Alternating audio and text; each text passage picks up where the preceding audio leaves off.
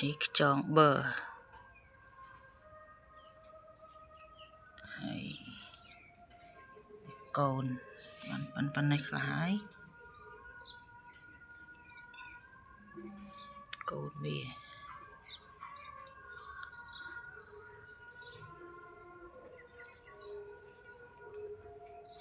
គេឲ្យពូជមក4-5គ្រាប់ឥឡូវបានកូនផ្សាចហើយនេះកន្លែងភ្ញាស់កូនខ្យងឯនោះវាញាស់ទៅនេះនៅលើស្លឹកបន្លែឈ្នះបងតោងស៊ីចំណៃពេញហ្នឹងគឺតកូនខ្យង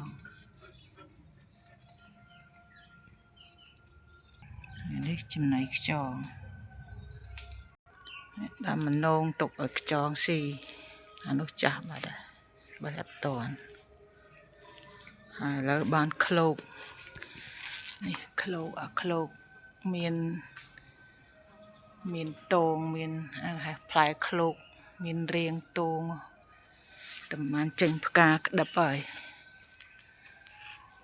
ទុកគ្រាប់អត់ទាន់បានចែកចាយក្តៅស៊ីអស់បានដាំបានប្រហែលគ្រាប់នឹងដុះបានប៉ុណ្ណឹងអស់គ្រាប់លេងនេះបន្ទប់ជួលតនេមកបន្ទប់បងអូនណាត្រូវការតាក់តងមកតាមឆាតតាមអីទំនេរមួយបន្ទប់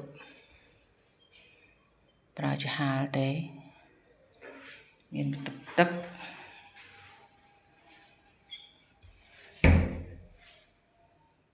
ក